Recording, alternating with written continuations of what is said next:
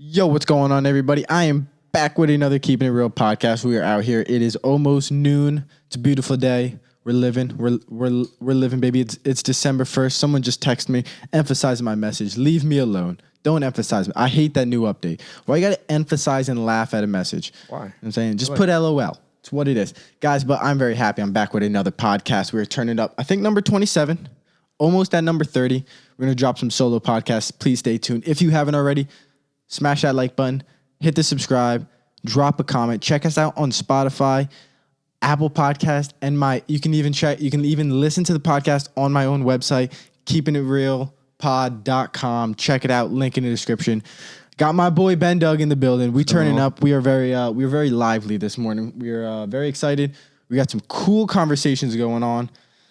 Sit back, relax, enjoy, listen to what's going on. We're going to talk about some cool stuff. Ben, how you doing, pal? We're sipping on some coffee this morning. I'm doing all right. Wait, you uploaded these on Spotify now?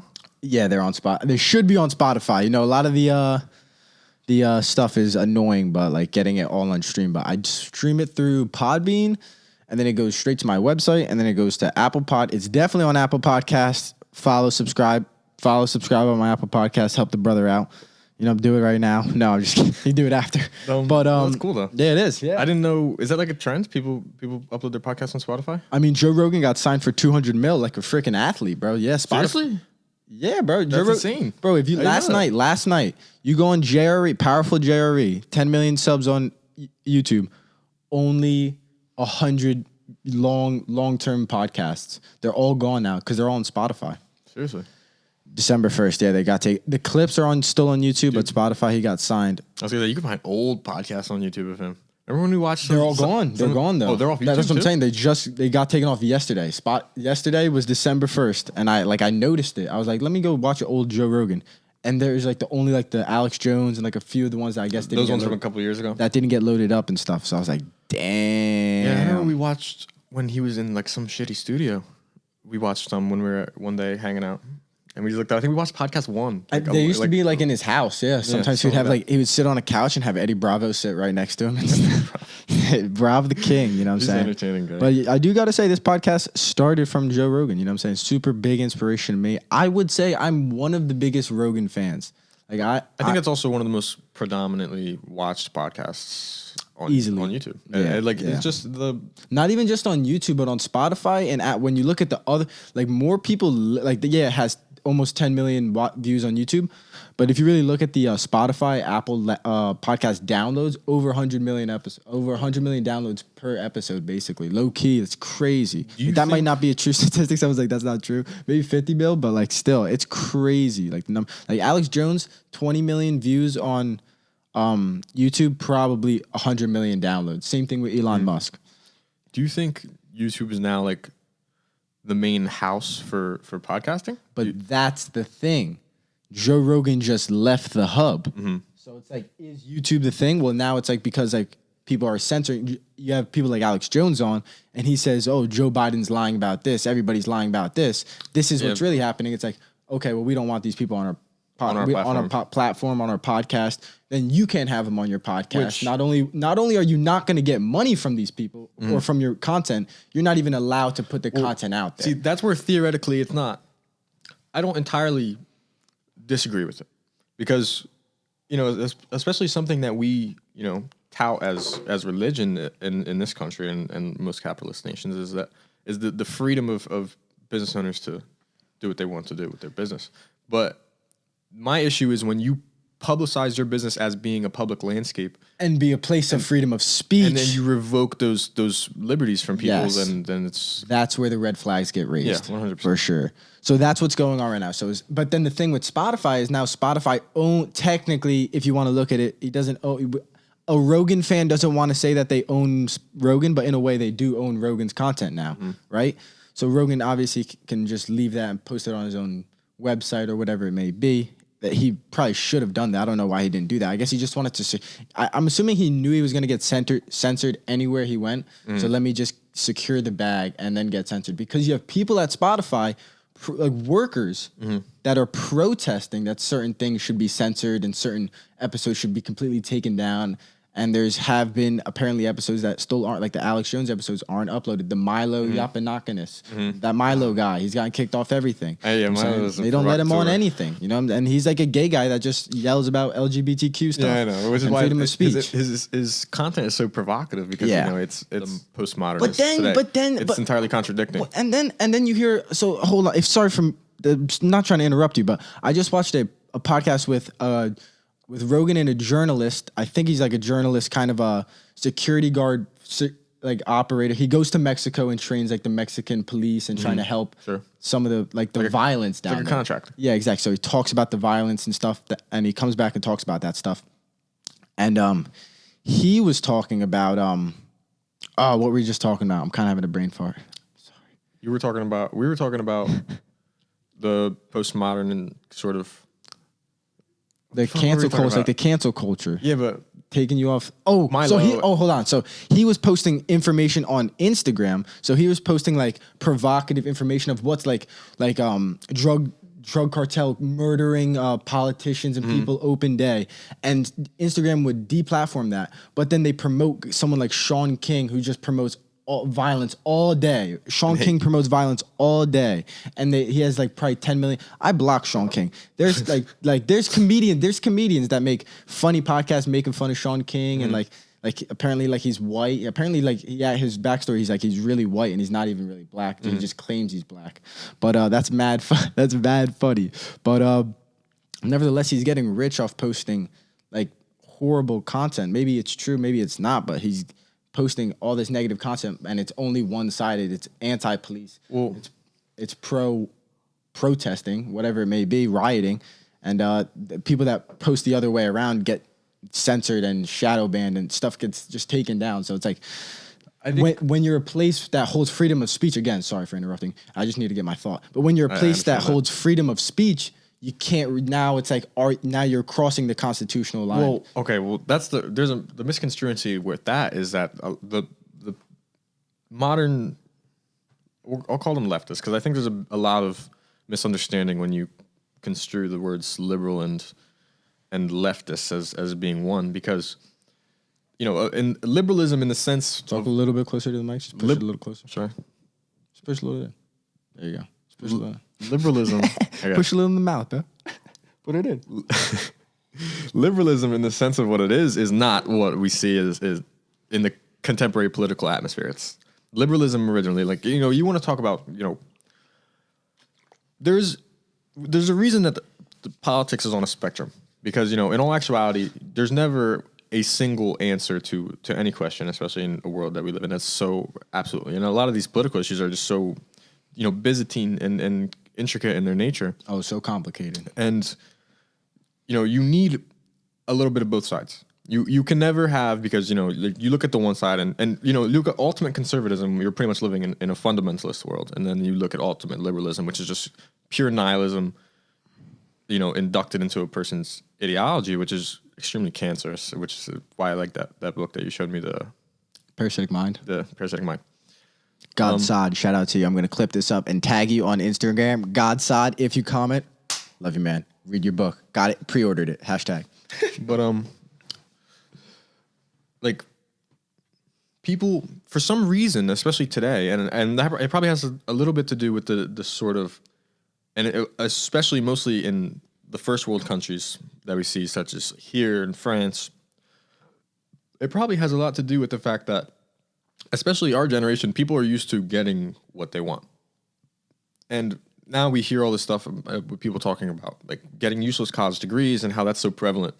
And a lot of people are coming out, of adolescence, because when you're a child, like, what are you experiencing? Like, you experience a lot of generality. You know what I'm saying? Like, you wake up in the morning and like you go to school and you live on a structure and you come home and you do whatever the hell you want. Like, your homework's basically nothing, especially nowadays. Your parents are probably doing it for you. If you have that lifestyle. Some people live on the goddamn streets. Well, those who suffer the most. That's what I'm talking about, primarily. Because when you look at these people who are protesting these things, like, you know what I'm saying? You look at a Black Lives Matter protest and all you see is like 16, 17-year-old white girls everywhere. It's crazy white people. It's crazy white people burning down the Wendy's and burning down the things. It's like, and then you see like the arrest where the protests get violent and the police stations do the right thing, and it's all middle-aged white people. The crazy homeless people that live in California are the same crazy. And then you can look into the conspiracies. Like, I don't want to say it. This whole podcast is going to get banned if I say the old George, what his name, you know what I'm saying? George Soros. I'll drop the bomb because I'm an American patriot. George Soros is... He's a financial guy that makes money off other countries' problems, you know what I'm saying? And it's but George Soros is one of the biggest powerhouses, himself, in the Democratic Party today.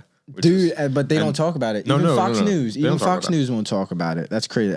I covered that in my conspiracy podcast. Check that out. You know what I'm saying? Check out the conspiracy. If you don't know anything, get a little woke. Maybe maybe it's just a conspiracy, but maybe it's not. But if you want to break down these issues to something you can understand, because like what you see nowadays is people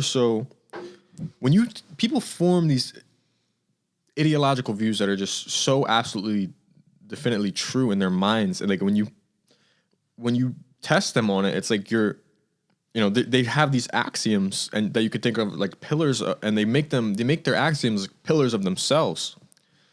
And then when you challenge them, it's like you're trying to knock them out from under their feet. Like people get so absolutely horrified when you challenge their, like when Steven Crowder goes to these people like change my mind. They go up and they have like, this is why you're wrong.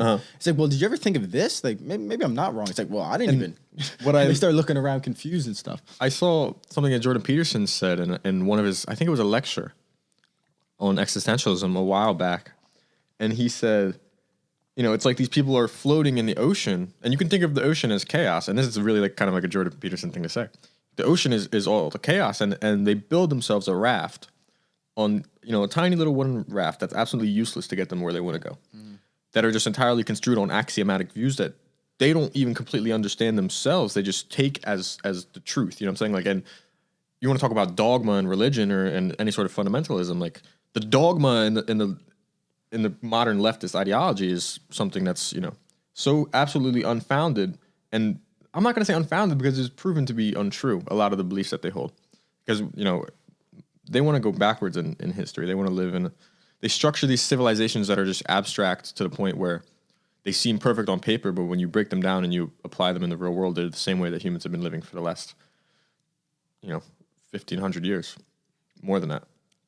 And it just doesn't work. You know what I'm saying? Like 1,500 years is wrong. It's probably more like 3,000, 4,000. I don't know. When the first real civilization came together, where society was somewhat complex, but it's never worked. And they're floating on this raft. And he said, when you challenge their ideals and their axiomatic views, because that's what they are, it's like you're pulling the logs out from under them, and they're going to fall into the ocean. And it's like, well, what exactly? And that's actually what he said. He said, like, what exactly are you so afraid of? Like, are you afraid to be shown a new perspective, like to be challenged on your ideas, to maybe fall into the chaos and restructure how you think about the world you're living in? And like, that is like one of the extreme issues. People are living in this state of pure nihilism, and they're so scared by the world around them. They feel so lost. They feel hopeless. They feel like they have no clue what they're doing with themselves. They go to school and they get a useless degree, and they come out and they realize, how am I going to make money to survive? And you can't blame them for feeling lost. I mean, it's set up to be lost. Oh, no, it's terrible. Yeah. And then, so what do you do when you feel worthless and you feel pointless and you feel like you have nowhere to go? Like, you grab onto something that will make you feel like you're worth something. You grab onto antidepressants, anti-anxieties. Well, that's another conversation. Just kidding. Let's go. An aspect to that. Sorry. I actually I had to just do a study on, it was alcohol and its dynamic with, environmental and behavioral risk factors and health outcomes. And like some of the correlations you see there kind of, say a lot about the current mental state of the world. And it's kind of to the opposite effect in some instances that you would think, because I think what you see over time is, especially since the 1960s, where alcoholism was highly, highly, highly prevalent, a lot more so than it is today. For sure. And it was a lot more linked to existential issues such as unemployment and low income. And nowadays what you see is like as income levels go up, alcohol usage goes up. And as poor mental health levels go up, alcohol use is completely unaffected. It's the same across the board. So like in places with the highest suicide rates, like if you go to China or, you see some of the most, I won't say average, but it's a little bit lower than average, like rates of alcohol abuse, like, which is something that you would think is kind of surprising, because if somebody's Mongolia though, aren't they all drunks? Like in Yeah, the but I think Mongolians, but on they're a, like on a mental health natives, right? scale, I mean, you want to Go talk about on. ignorance is bliss. Like if you're living in Mongolia, you're not concerned with too many things. I don't think. They're probably just doing Tai Chi every fucking day. Yeah, you know what I'm saying. Like I it's don't know 'em. I don't know. it's an underdeveloped nation. I think that's the case with a lot of underdeveloped nations. Is people honestly live in a state of pure bliss. But that's also a different kind of life. Like you really.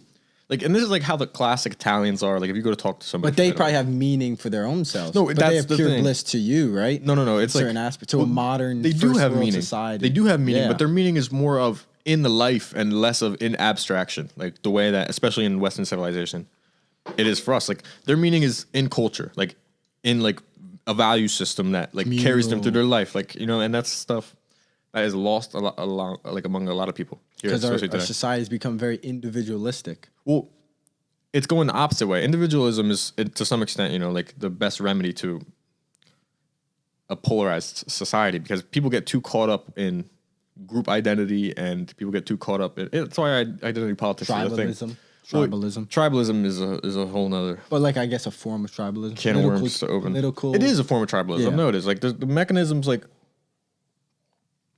sorry, the the thing that people forget a lot is that you are, and I said this to you a little bit ago, like you are literally, an entirely biological organism. You are a sack of meat walking around that has, and your anatomical form of yourself is something that's only existed for 200,000 years. And at the most, yeah. and- As they can tell now. the only bit you've changed since then is the amount of tiny little evolutionary processes that have occurred in that last 200 years, which is minimalistic, like it's practically nothing. And before that, for millions of years, everything that makes you up what you are has been developing through the process of evolution for a very, very, very long time. Like, so there are many reasons you are the way you are, and there's a lot of mechanical processes that occur that cause you to be the way that you are. So like a lot of people don't, that's why I kind of like the whole theory of, free will is a myth because a lot of people. So are you like a proponent of free will as a myth? I think our ability to, I think that comes down to education.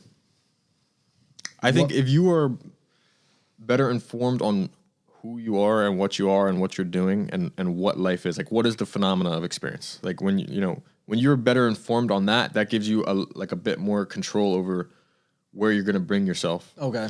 Because you're aware of things. You're aware of the processes that are occurring. Like a lot of these political ideologues who are, literally crying in the street over tiny political matters that aren't going to matter in the next 4 years. Mm-hmm. They don't understand why they are the way they are. It's just doing it. It's just compulsion. Exactly. Emotion every day. Every day they're control. And the media and news and videos, we're supposed to sell to emotion because that's the easiest thing to sell. That's the easiest thing to tap into. Yeah. Well, easiest thing to manipulate as well. Well, because that all falls down to the fact that you are a biological computer. Like you're an organic computer. Like, and we are smart enough to have figured out to a certain extent how it functions, right? I'm not going to say why it functions the way it functions because, neurology has only gone so far. Like, there's a lot of things we don't know about the brain. It's the most mysterious thing in the universe. There's nothing that we know less about than the brain. Or the solar system. I'll tell you this. There's more subatomic particles, or there's more connections between neurons in your brain. There's more possible connections between neurons in your brain than there are subatomic particles in the universe. It's ridiculous. Like, so the amount of synapses that are firing in your brain every second, like as we're sitting here having a conversation, I think I probably said something similar to you. When we were talking about the lexithymia stuff, you're sitting here looking at me and I'm sitting here looking at you and like we're having a conversation. And not only are you processing what I'm saying and internalizing it in some sense, even though the process of internalization is completely different than that because there's a lot of things you don't internalize. But there's other things that your mind is more prone to internalizing, such as body language. So like if I'm having a conversation with you, especially from the first time we meet, like I'm paying attention to your body language on a subliminal level. Mm-hmm. So like I'm seeing how you react and like what my brain is doing is it's taking that and it's forming an idea of behavior. Because like that's how we're able to function so well in society. From a child, we observe behavior, we internalize the behavior, and we mimic the behavior. That's why everybody can function so well in a society. And we try to predict behavior as well, right? Well, that's where the abstraction comes in. Okay. And like, and this is all purely biological because dogs do it. Like, you know what I'm saying? Like it's for sure. It's a mechanic that goes way farther back, and the mechanic of hierarchy, which is a huge part of why we try to mimic behavior, not always mimic behavior, but also use it to our benefit to understand others. Yes. But is to move your way up in a hierarchy of some sort of social standard, especially. And why the fuck was I saying all this? Talking about hierarchy. For that, I don't know, dude. Sometimes you just get lost in the sauce. I know. I hate getting lost in the conversation. It's good because we go too far off topic. Yeah. But then it brings you to other topics. Yeah. Let me think about it. What topic are we on now? I'm gonna get it. Existentialism. Oh yeah, we were talking about. I was about the alcohol and stuff. I was talking about why you. Oh, we were talking about the neurons and their connections between neurons and the brain. More connections than subatomic particles or some shit. Something like that. People don't understand like everything that you do. Oh, free will. That's why. Free will. Yes. Everything that proponent of free will. There you go. Everything that you do is a process. Just because you have the ability to like who you think you are is actually a loose collection of 7 different personalities that in conjunction form one ego that you present to the world. And the influences of those personalities are coming from truly pathological and mechanical processes that you do not understand as you're thinking. Like even I don't understand. Like you could be the smartest man in the world and you cannot. The reason that psychologists exist is because you will never understand your own psychology. Yeah, like it's not something you can actively be aware of or cognizant of in any manner as it's occurring. So people don't understand that the reasons. You don't think you can be aware of your consciousness? What do you mean aware of your consciousness? Like more of the fact that like, all right, so let's say you learn that this is like a natural habit or something like this. You do it, and let's say a second, 2-3 seconds after, you're like, damn, I just did that shit. That's almost being aware of your consciousness. Maybe not that exact moment, because there's almost no way of under. Like, what kind of habit are you talking about? Okay, so let's say, hold on, let me think. All right. Let me think. Habit. So let's see. All right. So the idea, a little bit like this. Okay. This is if I can think of a better idea, I will. So I read this book Flow, and it talks about the idea of happiness is basically just being focused on something and not letting bullshit, other abstract ideas come in and distract you from your goals. Like you said, we're goal-oriented people.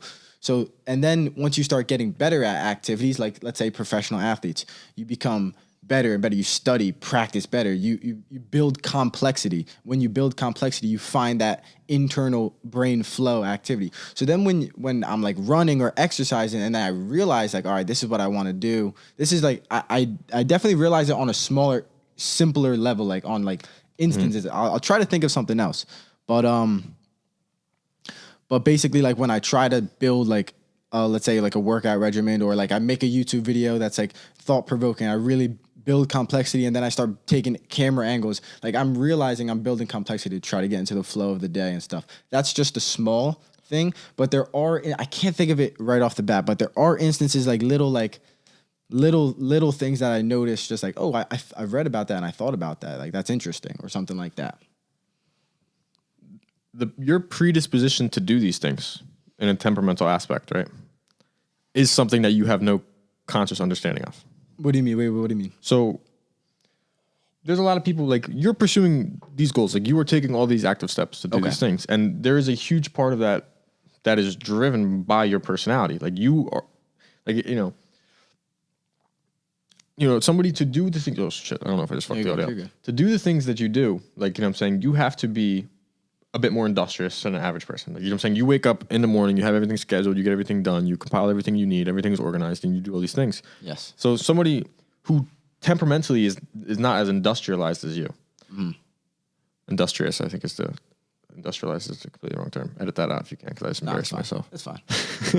And if somebody's not as industrious as you, it's going to be a lot more difficult for them to even build that complexity in the first place. You know what I'm saying? So that's a cognitive process that's occurring within you that you're not conscious of. The book also talks, there's more people that are autotelic, that have autotelic, just natural DNA, whatever it may be, genetic, that they can just find a little bit more complexity naturally. And there's all things like that too. But I also think I was also sitting on the couch a year ago and a year and a half ago, and I wasn't building complex. I didn't even know what that meant. I had no idea what that meant.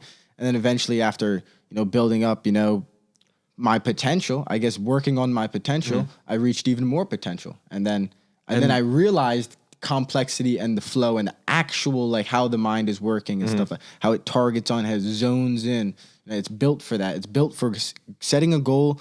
All right, I have to achieve this goal. Yeah. So that's like, and then once you realize that, that's like, oh, Here's shit, the thing. now I know. You have to realize that. I'm saying there's a lot of people out there who don't realize that. There's a lot of people out there who go through, like Tony's. Yes. And like, I'm saying? Like enlightenment. When you told me that word, when you told me that months ago, that's what happened. That's what happened. Enlightenment is the perfect word because, once you begin to understand, what this is that you're experiencing, like what are we living right now? And people always ask the question, like, what is the meaning of life? And everybody thinks about it. But some people don't act on that curiosity. And that makes me sad. I think the most elastic phrase that could be used to kind of describe the meaning of life would be, bettering yourself. Because if we lived in a society where every single person woke up every day with the intention of making themselves better, imagine the society that we would live in. All right, but then let me play devil's advocate because I know you're an anti-Godder. That's the idea of God, right? God, Jesus. I don't know about Jesus, but God is the idea of you are messing up. We see you messing up. Even when you think you're doing good, you can always do better. And then that's like the idea of God. And that is like, sometimes it's a good idea to maybe have that in a community, in a society, in a being. The way you characterize me as anti-God is, I think, I did a little straw man. Pushed you off the edge a little bit. No, because I think Christianity in its disciplinary capacity is one of the greatest things that have ever happened to human civilization. And I align with who Nietzsche is, and I align with what he prescribed to us as a society, especially Western civilization, at the end of the will to power, because what Christianity did, and I think I'm a person who very strongly believes, like, in order to function as a society together, individuals must have some sort of ethic that is grounded in something strong, like some sort of foundation. It can't be loose. You can't have a state of moral relativism where everything is up to subjective interpretation, because that's what the postmodern critique is. And I mean, we look at Marxism and stuff, and they praise it like the work of God. And that's extremely, to me, that's an extremely pejorative concept to think that that's what's occurring, because, it's lacking. Speaking to the mic, boy. I know, it just feels so awkward. Speaking to the mic, boy. I feel like I'm too close to it. Hey, speaking to the mic, boy. Am I close? Am I too close? No, you're good. Because I can't even see it. It's like blurred in front of my face. No, you're good. Just don't talk too loud.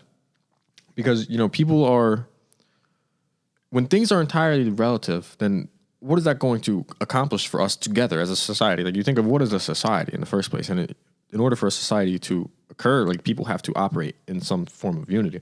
Mm-hmm. And when everything is relative and people are entirely different as far as opinions go, like, nothing will ever get done because there's no point of agreement on anything. Like, what I'm saying? Like, if everything is entirely relative, then, like, okay, then you could argue that, like, Auschwitz is a good thing. Like, and if we believe in moral relativism and we take that as being the proper way of thinking in the world, then you can't tell that man he's wrong for thinking that, because everything is relative at the end of the day. So, that's something that's only bad for a civilization.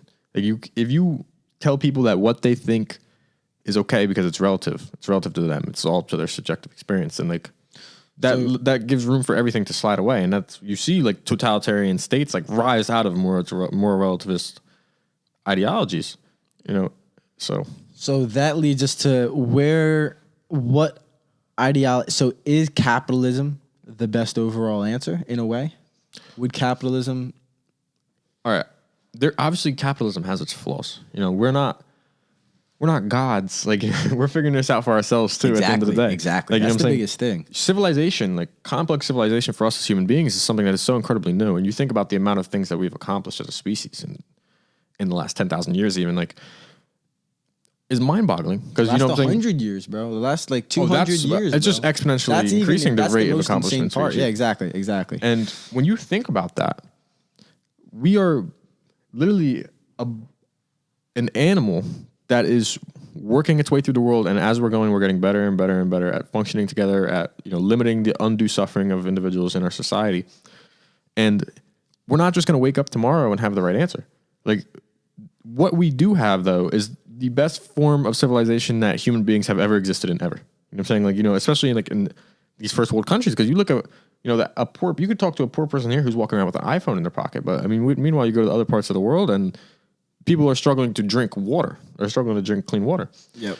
And it really puts it into perspective when people, say capitalism is the devil, because capitalism has given birth to this. You live in the United States of America. There's never, especially in this year, like there's never been another set of people who have lived in a society this good. But then let me play I agree, but let me play devil's advocate that I wouldn't say because of capitalism, I would say because of modern society that we now fall victim to, and corruptness, we fall victim to mental health. In first world societies are more proponent to mental health issues, depression, anxiety. These people that are struggling to survive aren't worried about mental. They're not worried about I don't have anxiety. No. I need to drink clean water and take a fucking bath. You know what I'm saying? It's like total difference. Well, like, are they going to make fun of me at school because I fucking got my nose pierced and I dyed my hair? I don't know. You know what I'm saying? It's like, well, I don't care. I need to feed my children. I think a lot of mental health is a lot more up to predisposition than it is to, environmental, exposure to environmental stimuli, whether it's interactions with other social group members or whatever. But it could be said that our societies become so, and this is the word abstract again, so abstract. It's something that occurs so completely in the mind, that it could, in some extent, become overwhelming for... That's what's happening, for our brains. For sure. Because, like I said, you anatomically as a human being are 200,000 years old. Like, you know what I'm saying? Your brain has not changed that much. A leprechaun, boy. Like, and to internalize and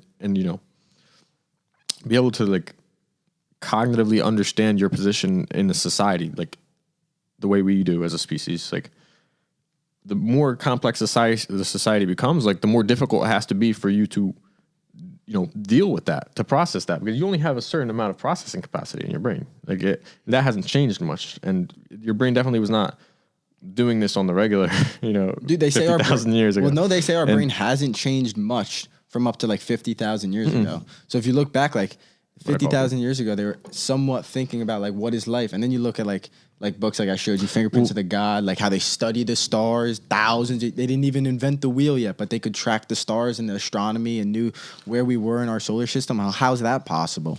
It's like, what? I mean, the sky. You have to think. As an animalistic human being, way back in years, hundreds of years ago, not thousands of years ago. Even hundreds of years ago, you can say, because, to a certain extent, like, if you go back to the early 1500s to the late 1400s, like, human beings scientifically were nowhere. We're almost nowhere. You know what I'm saying? We understood basic mechanical processes in the world and things such as that. And that leads to a sort of completely different interpretation of the world around you. Because now, when we sit here, there's a lot of knowledge that we take for granted that factor into every decision that we make. Hold up. I got a question. But then when you really look into the science... They're going to cut this out. I'm going to hit this. Look at this kid. He's a jewel fiend. These kids just smoke nicotine all day. I pray for the youth. Stop smoking nicotine. I'm a proponent. No nicotine. Bad. It's bad. We got to ban them. Big corporations killing our youth. What is that group that advertises for that shit? I have no idea, but it's called the Keepin Real Pod, Keep It Real Pod, anti-Nick, okay? But what was the question I was going to ask, what were you just saying? As you are going through life, like, there's a lot of knowledge that goes into every decision you make, every thought you have, that you don't consciously process. I just had a question, though. Damn it. You were like, oh, hold up. I know. Damn. I forgot, bro. Maybe if I just keep saying what I was going to say. Yeah, just keep saying, bro. It's fine. I'll think. And back to the neuron thing. So, like, have you heard of Jean Piaget with all your reading recently? Oh, okay. This is what I was going to say. Yes. Touched on him. So we find out that, let's say Darwin was right about, let's just say 50% of his shit, but the other 50% that science was based off of for 50 years was now found proven wrong. Yeah. And now the science that we base all of our other science and math off of in 100 years could then be proven wrong, right? 100%. So all the shit we live off of, like, these guys, they didn't really know that much. We could be completely wrong too. And they could be right or wrong and mixed. it'll get to that point. Yeah, it will. Most But definitely. But I think there's a lot, and I had this argument with Celine because I think there's a lot of things as far as scientifically that we can say we pretty much know for sure. Like a lot more, like, you know, basic physical occurrences. Like, you know what I'm saying? This house wouldn't be standing if we didn't understand a little bit of like real mathematics, exactly. and weight Like distribution. Exactly. If we didn't understand the actual physics of the Earth, like the actual phenomenological occurrences of the Earth, like things like this wouldn't be able to exist.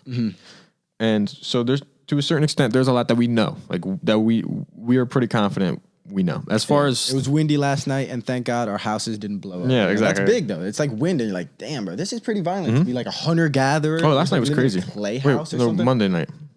Yeah, that was wild. I was driving home from the gym, and I was like, oh my God, this is terrible. Yeah, Monday night was bad. Thank God I wasn't working. That's all I'm thinking. Yeah, but like back to the original discussion, like because of that, like because science is advanced and like we're blessed to be born in this country, like, you know, like something we don't think about actively, like we know like on a molecular level, like this wall is made out of just like atoms and stuff. You know what I'm saying? Like even moving around millions, like isn't that crazy? Exactly. Like, how's this moving around? Like, What's and going that's on out knowledge that like we know, and like, you know what I'm saying, like, and when you think about certain things, like that's factored into what you're thinking about, but like you don't consciously factor that into what you're thinking about. Like I said, like there's trillions, I think it's like 89 trillion neurons in your brain, and the connections between them is like a number that is incalculable. And it's all every instance of your cognitive processing, like there's millions of neurons being fired off, and there's tons of connections between, you know, stored memory to, you know, your ability to abstract thought, and all that kind of stuff is all occurring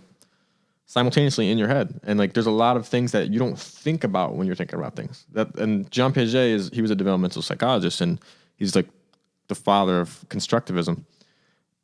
And, you know, pretty much the theory is you build structures of knowledge in your head. So it's like, think of it like kind of like a web, and everything is interlinking. So like, as I'm talking to you, for say, as an example, you know, like subliminally, I'm noticing your body language. I'm noticing all tiny things that you really don't think you pay attention to, like the tone of your voice, or, you know, like the way your eyebrows raise when I say something. And like, I'm retaining a lot of information from that. And what I'm learning is how to better interact with you. So I'm building a knowledge structure of your behavior in correlation to my behavior to better understand how I could optimize my interaction with you as another human being, which is a process that is occurring that, you know, you're not cognizant of as it's occurring. It's just something that's happening to a certain extent. Like you can think and decide to yourself that you want to better your relationship with this person. But like, this is a process that is so much more subliminal, and it's purely, you know, a pathological process as an animal, less of like, I abstractly understand that me and you are friends, and that I want to interact with you. Ooh, thank you. And Appreciate that. And therefore, I'm going to make a more active effort to be your friend. It's a lot different than that. It's more of like I know subliminally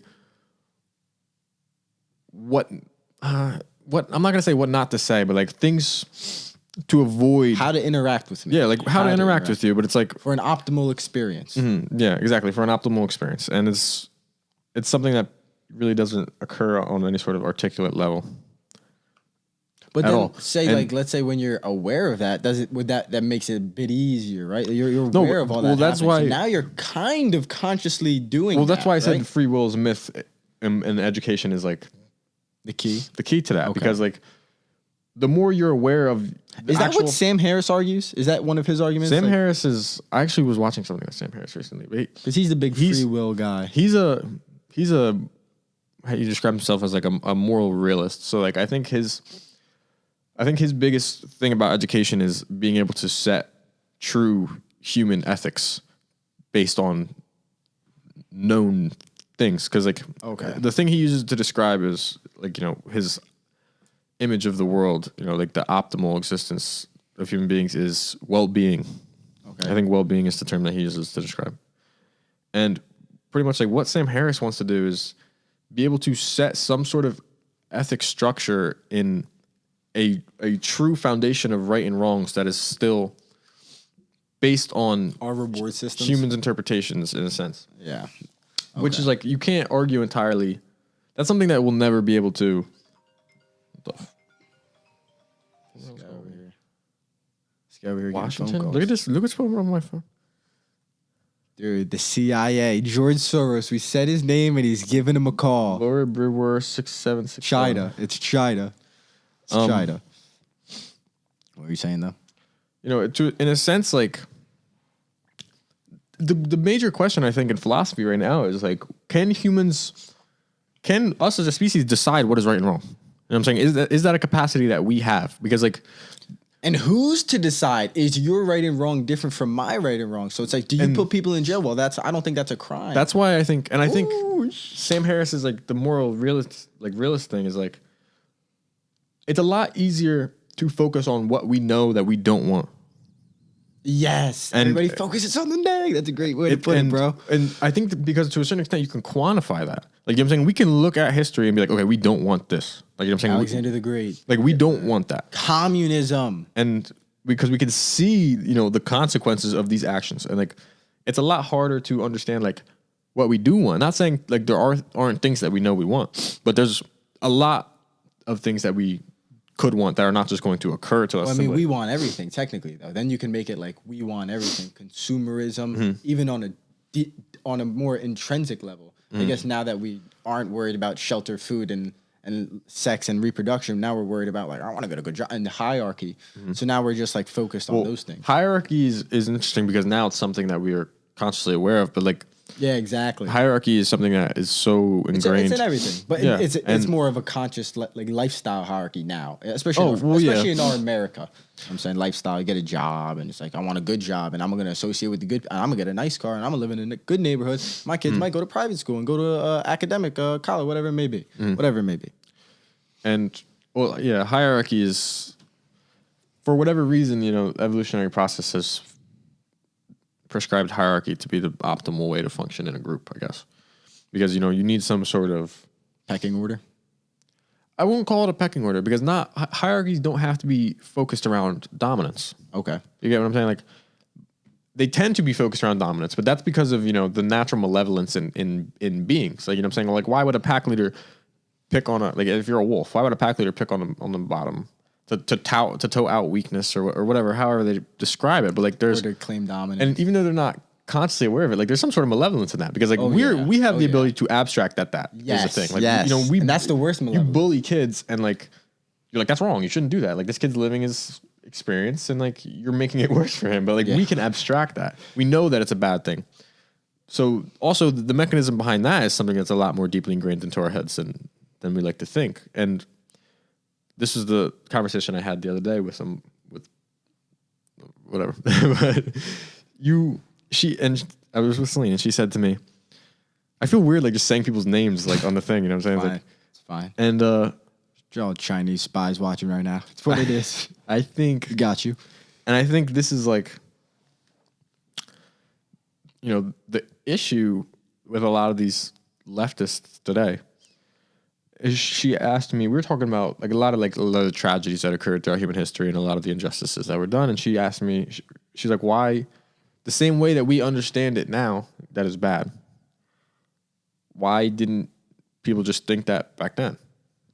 And I was like, and you know, it was such a simple question that I had never asked. It's a simple ass question. It's a simple ass question that I never asked myself, and I think it's because I already understood the answer to a certain extent, but because there's a lot of reasons that things are the way they are. You know, we live in such an abstract world where we take the ability to understand things as an ability that is just granted to us.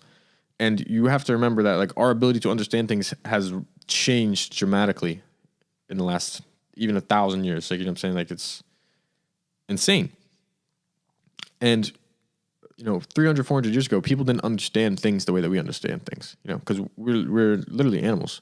Like, and you could take this all the way back to, they say like, well, I don't know if I want to get into this topic. I might have to cut that out. I'm gonna avoid that. I don't want to talk about slavery and shit on that. You know what? Should we? Yeah, slavery. If it's honest, if it's true. It's honest, but don't say anything fucking racist. Because I don't want to be labeled. Don't break my chair, bro. Don't break. Nah, it's fine. I don't want to be labeled racist. That's but right, like, dude. It's 45 minutes and half the people aren't even watching. Yeah, I guess That's true. But you know, people don't. We waited on purpose to talk about slavery. No, I'm just kidding. Yeah. Jokes. No, go on. It's not.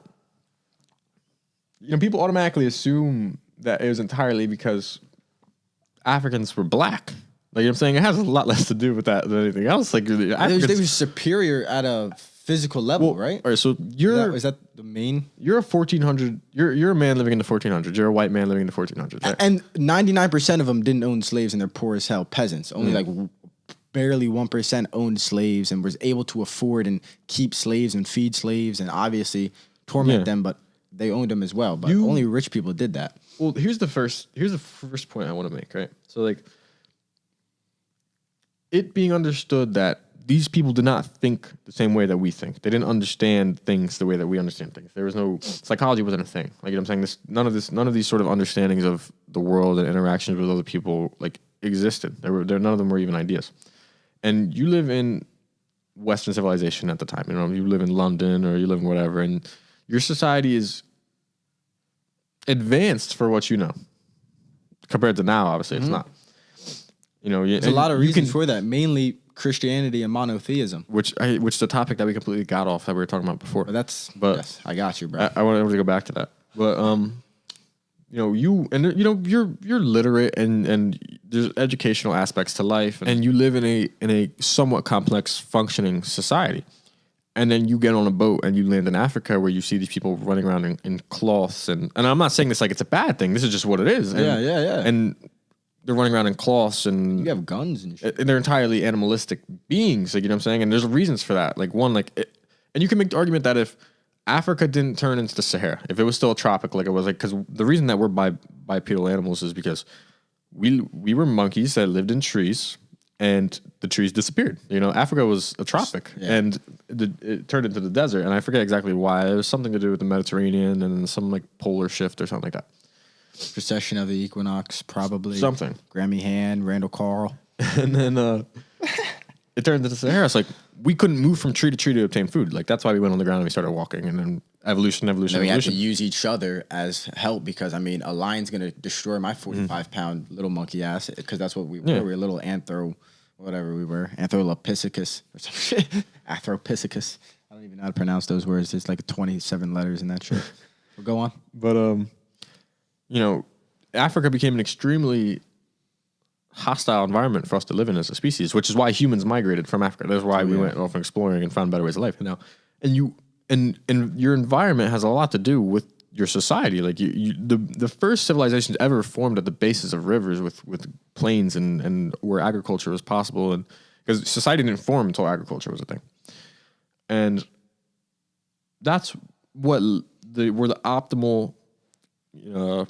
What's the word? Environment, habitat. It's the optimal, like setting, I guess you could say, for us to function in society, which is why Europe developed at a much more rapid rate than other places, and so did Asia. Asia was great for agriculture and stuff. Because they could, the rich soil, and they could cook food, eat food, have more food. Their brains, because of the better intake in calories and stuff, had the ability to process more. But that doesn't have anything to do with the difference between the ethnicity of people. No. Well, that was like more older, right? The heated food, getting the nutrients from the cooked food. It stretches on because if you're starving, right? So they had more food. Okay. Yeah, like, you know what I'm saying?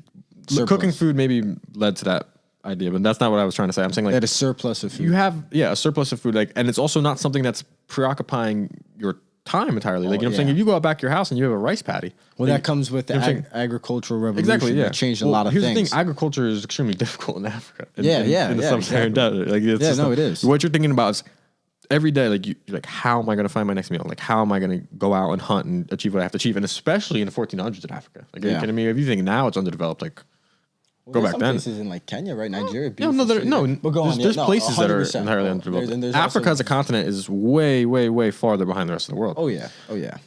But is that so? You're saying that's because it's an environmental thing. It's more of an environmental thing than a religion thing. Because I always thought it was more the monotheism. Well, then look at the Middle East. To the polytheism. If you want to look at animalistic religion, I mean, go look at the radical Islam. Islamists. Yeah. In the Middle East, but like they're living in a functioning society. You could say there's a lot of chaos going on. Are they is that a functioning Yeah, society? for the most part. Like, you know what I'm saying? Go to somewhere like Dubai, and it's one of the most advanced. Yeah, advanced Dubai, places in but the you world. go to Iran, Afghanistan, Iraq, and you actually They have cities though. It's Yes. a common misconception that no, they it's not. do, but they also have like you see Tribes. people like Ben Anderson. Yeah, They and also are under war, like it's this- ISIS, Taliban, Yeah. army, U.S. And Africa's the troops. same thing. Africa's the same story. Yeah. But Yeah, religion, because you got a lot of warlords and shit out Yeah. there stealing kids and shit. Is Coney? Is that guy still alive? Coney, remember? I don't know. Coney 2012. That guy, dude. That guy might be fucking putting out the coronavirus, son. Are you kidding me, dog? Come on, bro. Coney 2012 put out the corona. Go on. What you say? What happened?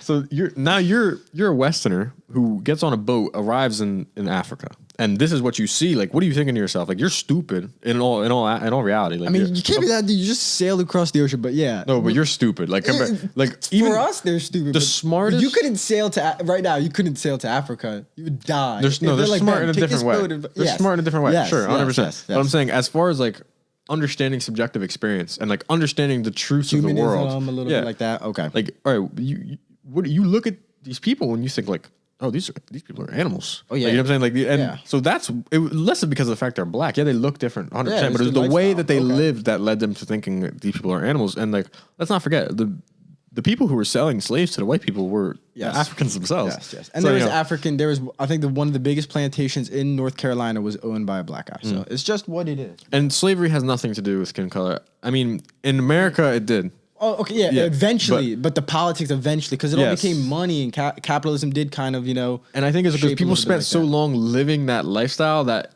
and hell yeah. being raised to know that generations. You have exactly generations That- thinking that's okay. it became the idea of like, oh, black people are less than Well, they're not than even white people. humans. Like, bro, like No. you read Lewis and Clark, like the Native Americans didn't think they were real people. They'd never seen them. They thought they were beasts. Native Americans were washed because Clark had a slave. His father owned a slave, and then because Lewis and Clark were both low key rich people, like they were born into rich families. They were very smart. They could go out, survive, describe all that shit, but they were also naive in that they were dumb Yeah. in that aspect. They were naive, but they were also that lifestyle. They were thought like, oh, 3/5 of a man, like they're barely that. You know what I'm saying? They just thought that. It's so crazy to read. It's a they didn't know any better sort of situation. And there's Like, also a misconception that only like black people got whipped back in the day. That's not true. You read a book like Lewis and Clark, you run away from like there are certain people that would run away from the tribe and try to go home or try to be free or something, and they were white, and or if they like messed up a canoe or something, and they would get lashings too.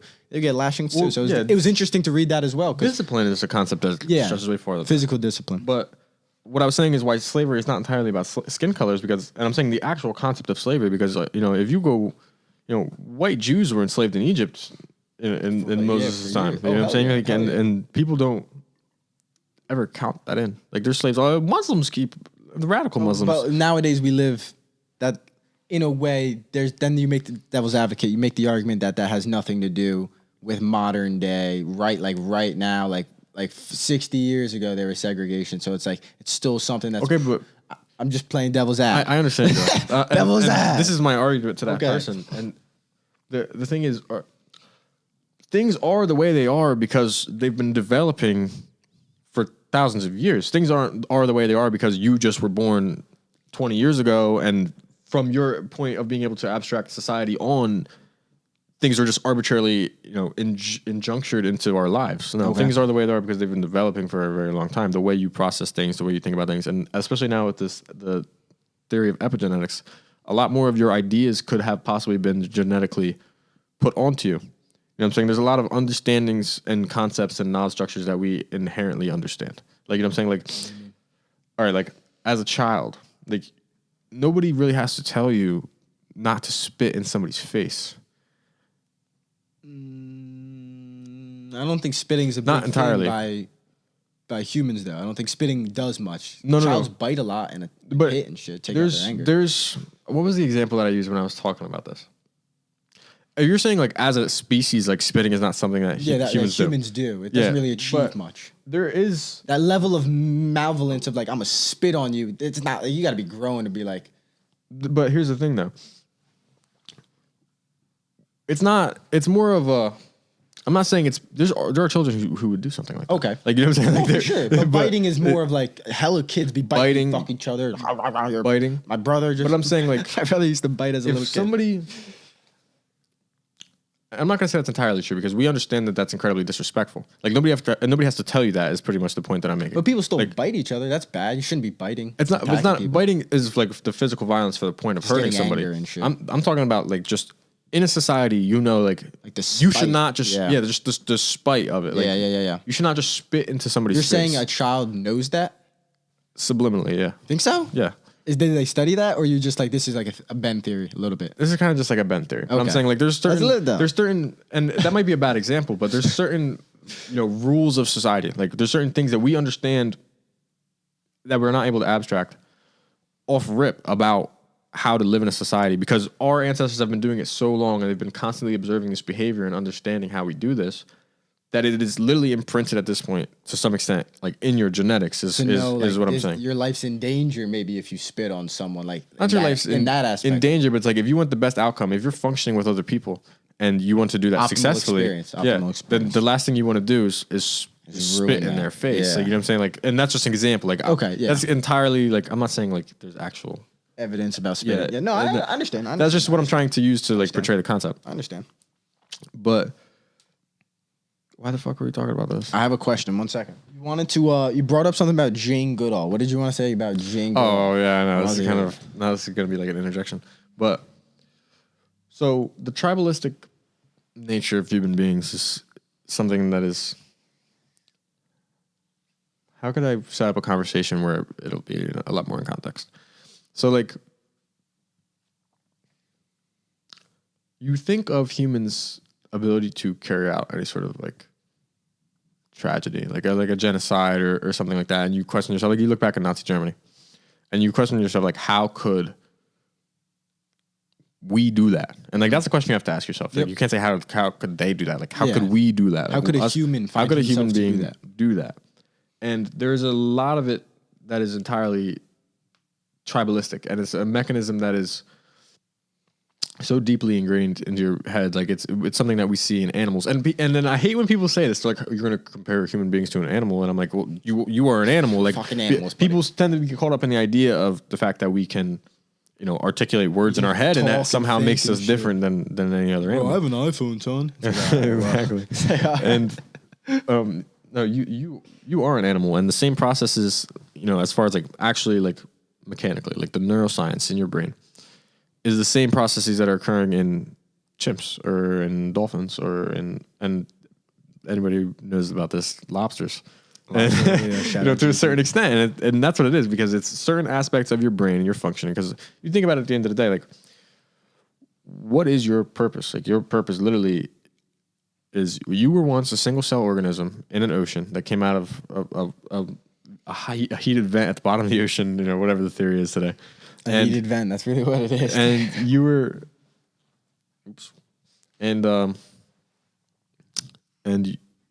since then, the goal has always been to procreate, has been to replicate. That is literally the entire goal of your DNA. Like, you know what I'm saying? Like, is just to make more of yourself.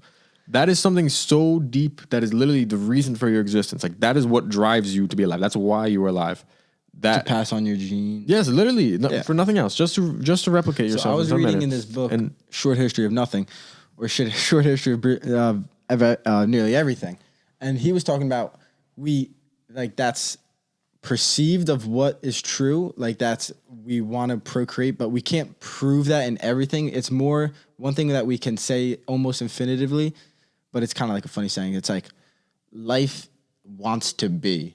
Like life wants to be alive. Like it wants to be living. If that means it has to pass its genes on to live and evolve, that's what it will do. Well, but at the end of the day, that's still the objective. Yeah. So, you know what I'm saying? Like, you're literally only here to continue your DNA. Like, you know what I'm saying? That is the entire point. Lukey V. And that is the motivating factor that has led for millions of years for you to be here today, literally. Like, you know what I'm saying? You go back, whatever it is, like 5 million, 50 million years ago, and you're a fish. You know what I'm saying? That's literally your ancestor. Like, thinking about getting out of the water.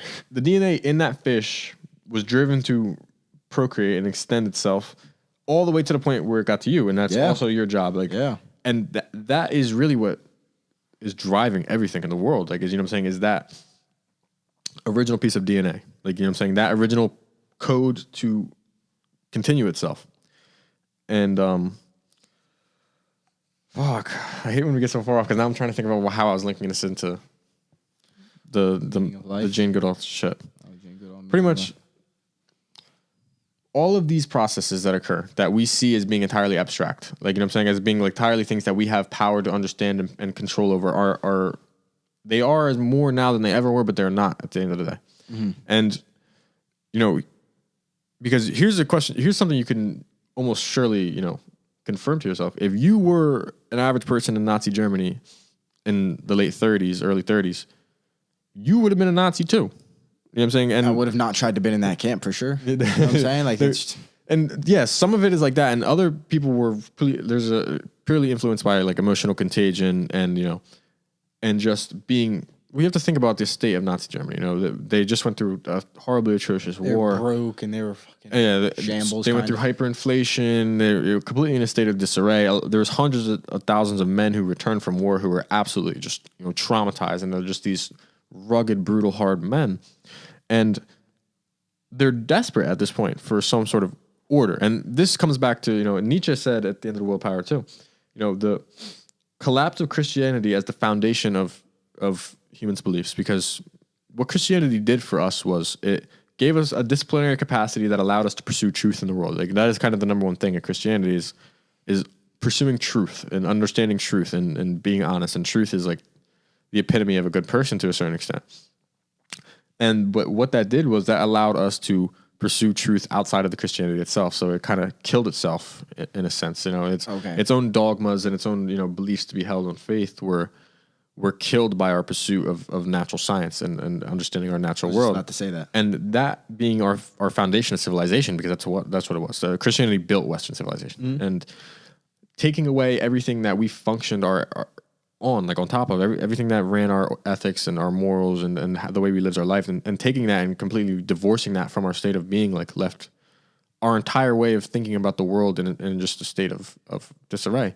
And what Nietzsche predicted was that would bring on a state of nihilism that would lead to millions of deaths in the mid 20th century. And he was right. I mean, he was. That's why a lot of people. Correct. Is that why I didn't actually know he predicted that. So is that why a part of the reason why he's one of the most famous, let's say, writers, thinkers?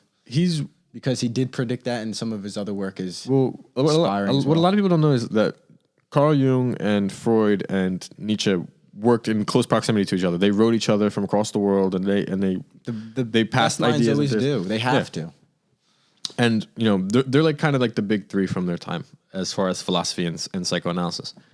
And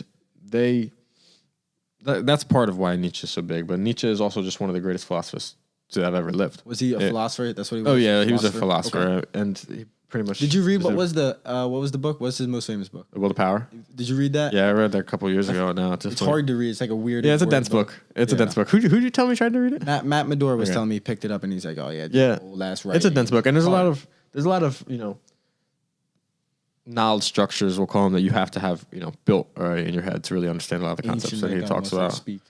And, you know, and he predicted that because, and there's a lot of reasons, because, you know, part of it is psychological. And, you know, and when you leave somebody in a state of chaos and where there's no meaning to something, like, you know what I'm saying, like, everything is up to interpretation, which is why, like, the idea of Christianity is so important, because it takes your operation in the world and it puts it in something untouchable, which is God. Like, you know what I'm saying? And that's the only thing that separates religion from any sort of fundamentalism you see anywhere else. You know, any sort of totalitarian, you know, state that rises, and it's all fundamentalism at the end of the day. And the only thing that separates them from religion is, in a totalitarian state, they put the highest authority in a person, in an individual sovereign. So whether it be a king or a dictator, and then that person has the ultimate power to decide the fate of the society. That person has the ultimate power to decide what is right and wrong, and what will occur. And why that's, you know, why that's, you know, a bad idea is because that person can be batshit crazy, and, you know, that person's going to have selfish desires, and the person's going to hold malevolence within themselves the same way that all human beings do, which is why, like something like what happened in Nazi Germany will happen. Power control. And you can't make that a relative thing. You have to make the morals and the ethics and the values that run your society something that is untouchable. So it cannot be interpreted to somebody's desire or I know where you're getting at now. Exactly. And that's why the idea of God is so important, because like here's how you should live your life. And these things were discovered based on thousands of years of experience. Like, you know what I'm saying? Like, it wasn't just like somebody and some psychedelic trips. Yes. Bang. Well, that kind of stuff is like but here's how you should live your life if you want to live the best life you can live. And the person that you should be doing it for is the all-powerful, the untouchable, the never seen, like, because it can't be manipulated. The entity that you can't overpower. Exactly. Like the highest respect, like, has to be in something that is untouchable. Yes. Like, you know what I'm saying? The authority has to be in somewhere that is higher than the highest person. Nobody can touch. Exactly. Even if you think you're the king, you're not king to him. Exactly. So you bow to him. And him is the concept of, the concept of what we want to be as a species, like what we want to be as individuals. Being a better person. And that's why that kind of stuff is so important. But without that, what are you going to put your faith into? You're going to put your faith into the sovereign, into the individual sovereign yourself. So like in Nazi Germany, like what people saw was somebody who could provide order. Because like you can't forget Hitler was elected and it was a landslide. It was like the kind of thing you don't see in a modern democratic race. And they saw somebody who could provide order, who could provide, a strong, sturdy foundation that they're lacking to stand on, who could take them back from this deep, dark, nihilistic place that they're in today. Mm-hmm. So they latched on to that. And now Hitler had like a very strong aesthetic sense. Like he wasn't stupid, but he was a great orator, but he wasn't, the huge, Machiavellianist person that you might think that he is, because he wasn't entirely manipulating these people. Like these people played a large part. At every strata of German society, they're all culpable for what happened. Exactly. It wasn't like that's the craziest part, though. Is the whole, and you know what I'm saying? It's like the whole thing. It's like they all fell for it. Exactly. Jesus and Christ. So once, because that can happen. That's the thing, and that's the tribalistic nature of it as well. Like, and it's something that is like, I'm sure if you took somebody who lived in Nazi Germany, was a Nazi and who's dead now, if you brought him back to life and sat him down and showed them history and talked to them about all these things, and like they saw it from how you see it. Or he froze their body at 50 years old, 40 years old, 30, and then they came back into this. They would be like, holy shit, I can't believe. Yeah. I'm going to jail. You'll put me in jail for crimes. In that moment, you know what I'm saying? Like your brain is functioning in a purely mechanical way. It's not, it's deeper than your abstraction, which is kind of like the thing I've been trying to get across this whole time, even though I can't find a way to articulate for whatever reason. The goddamn words, this kid. What's wrong with him? And it's your fault. Oh, my bad. And my bad. What time is it, by the way? It's 12:36. 12:36. You got a place to be, bro? You got a hot date or something? You got lunch? You got to go get some brunch or something, bro? I'm supposed to go to Trader Joe's. Trader Joe's, this guy. At 1 o'clock. Sorry, we'll wrap it up in a little bit. Yeah. And so Celine texted the people we're going with, told them we're going to be late. And that's the concept I've been trying to portray, is like, as much as, especially with the knowledge we have today, like we're able to consciously understand what we're doing at certain points in time. Like the computer in your head is what allows you to understand those things in the first place. So the processes that are occurring on that deeper scale to allow you to even do that is something that is so beyond your conscious understanding. Like that's something that we'll never be able to truly understand. You don't think we'll ever? And I think maybe, and that could be, you know what I'm saying, if you're a little conspiracy, that could be the simulation, you know what I'm saying? Once we figure what is consciousness, do we figure out the game, right? Whatever it may be. Yeah, I mean, but that's where you start getting into these theories that are so absolutely outlandish. Like, exactly. It's like, exactly. You can't,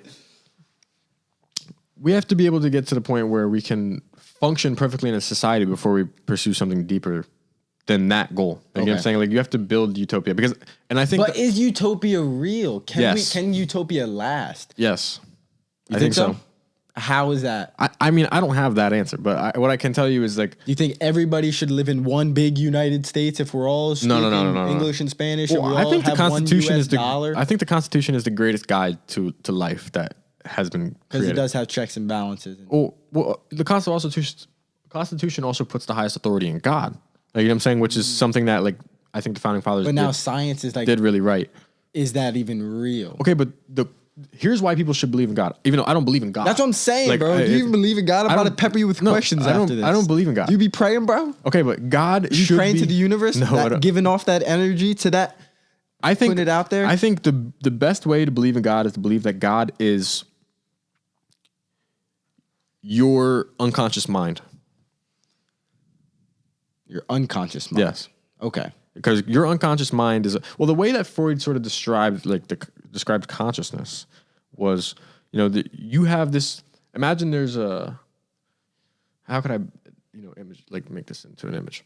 There's a ball floating, right? And within this ball is your articulate mind. Like that is your articulate mind. That's your thoughts and the things that you literally think to your head and that you can understand and that you can process.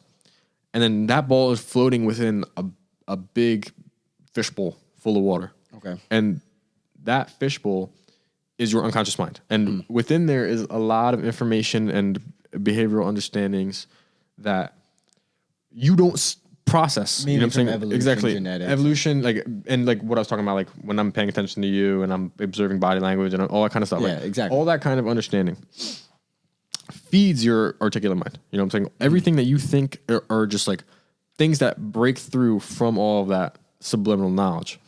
And oh my God, I hate this. What the fuck was I saying? Why was I thinking? Subliminal knowledge, God. Okay, yes. So like that subliminal knowledge is what allows you to be the person that you are. And it allows you to pursue the goals that you are going to pursue. And that should be your God, because that is the power that you cannot touch. You know what I'm saying? That is the thing that controls you. That is the thing that makes you what you are, that you will never be able to touch. And if you can better yourself, right? And you can build a structure for yourself on how to live your life to be the best person that you can be. And the reason that you are being able to do that is because of the unconscious mind that you have. Because of quote unquote God. Then Whatever that is. Whether that's an energy. That's something you can respect that is you can't touch. Okay. And that if you, I'm not going to say blindly because it's not entirely dogmatic, but if you blindly pursue all your goals with this in mind and you just do what you have to do to better yourself and to build a better life for yourself, not only is that going to be, kind of portrayed onto your society as well. It's going to help your society. Yeah, that's a big thing. Because imagine if every single person pursued the ultimate individualistic lifestyle that they could. You know what I'm saying? If everybody tried to make themselves a better person, then we would all be good people and society would be a lot better than it is. That's like a border because like what's individualistic? So it'd be like if we all believe this is the way to better individualistic, like all these things, like the commandments, quote unquote, let's just say. Sure. And it's like, exactly. these are the things that you you have to do. Mm-hmm. It's like not just whatever fucking pops up into your brain. Which is why moral relativism is terrible. Okay. Because people are going to like test highly temperamentally in different things. Like, I'm saying, like people are going to take a dark tetrad test and like score high in sadism or psychopathy. Mm-hmm. And like, those are the kind of people whose relative thoughts that occur to them are probably not the kind of thoughts that most people should function their lives around. You know what I'm saying? So like, that's why there has to be some set of rules that we as a species consider to be correct. And like, we have figured that out to a certain extent because we know what we don't want and we know how to avoid that in some sense. But when you can't, like, that's why the whole thing of you can't leave it up to the sovereign. Like, the concept of the sovereignty can't be within the individual sovereign himself. It has to be in a higher authority. In a deity.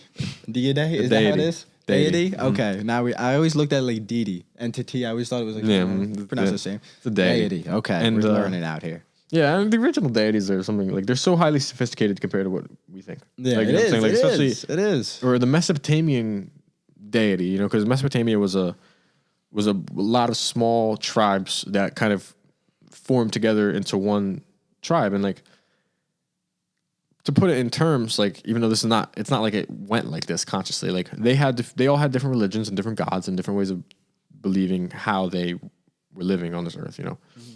And they had to combine them into one.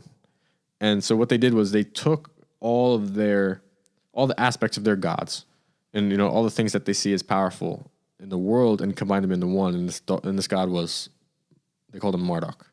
Okay. And he was an all-seeing being with a magic tongue. And he was the god of the gods. He was the most powerful god. And he was an all-seeing being with a powerful tongue because and that's incredibly sophisticated when you break it down. Like, you know what I'm saying? It's something that seems so basic at a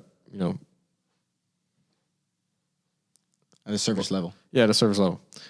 And you know, what are the most important things to you? Like, if you want to be powerful, right? If you want to have control of your life and if you want to have success, like, one, you have to be able to see. You have to be able to see and understand and know what's going on. Right? Awareness. Yeah, awareness is one way to look. Yes, okay, correct. so Yeah, awareness. Yeah. And then two, a magic tongue. He spoke magic words. Like, his ability to communicate, like his ability and possibly manipulate, but also delegate authority, or, you know, and things like that to form a better structure of life around him. You know, like better relationship with people, and like even manipulate for good things. You know. Yeah, I mean, manipulation is.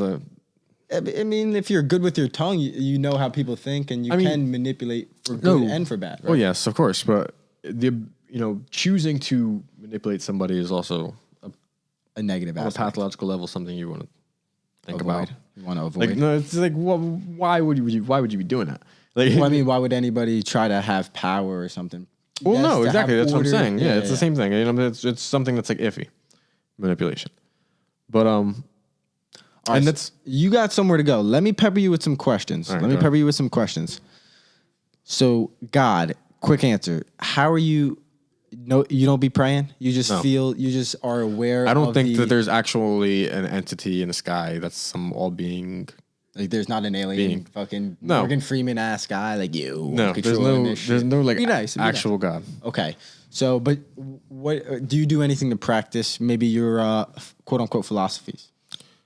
Do you do any mindfulness? Do you do any mindfulness? I mean, dude, you're smart. You should practice some meditation. I like to think. I think thinking is like the biggest key to like being the best person that you can be.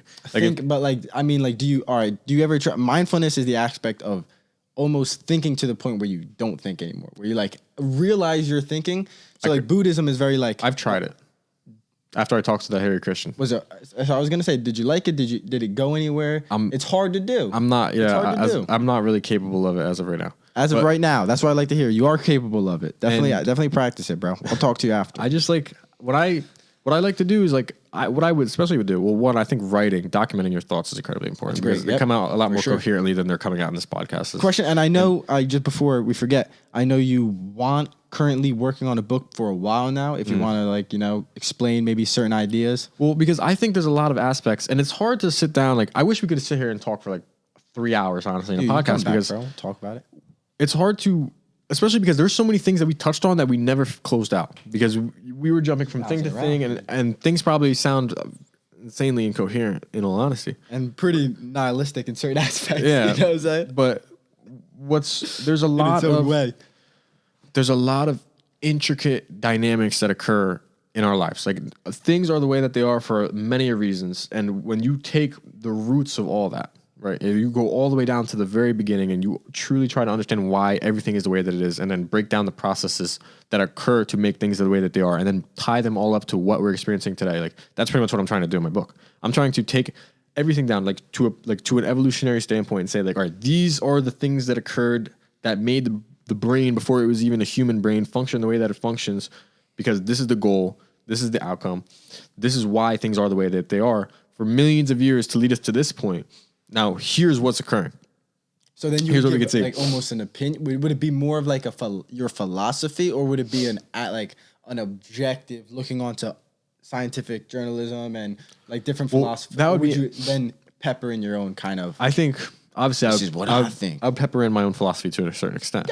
You got to. But you have to understand everything. Like, if you truly want to understand what you're experiencing. You can't understand everything.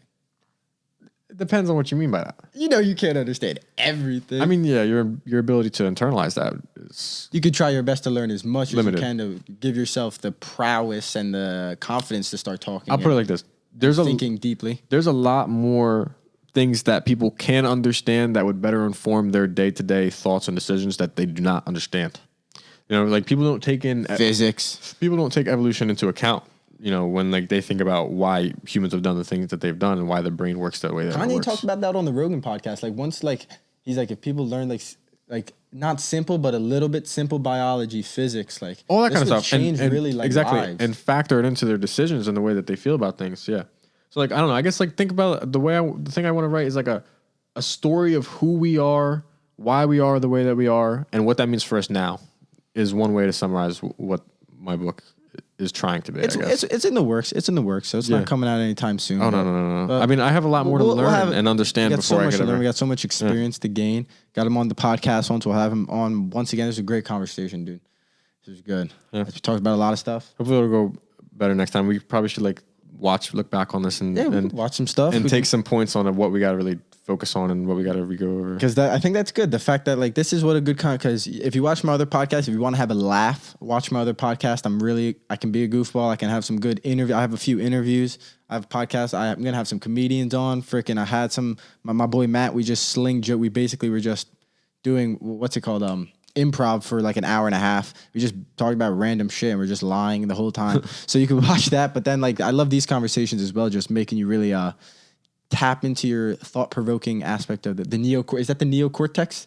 A little bit, right? Your prefrontal cortex is where abstract thought occurs. Okay, so the prefrontal cortex is what it is. That was close.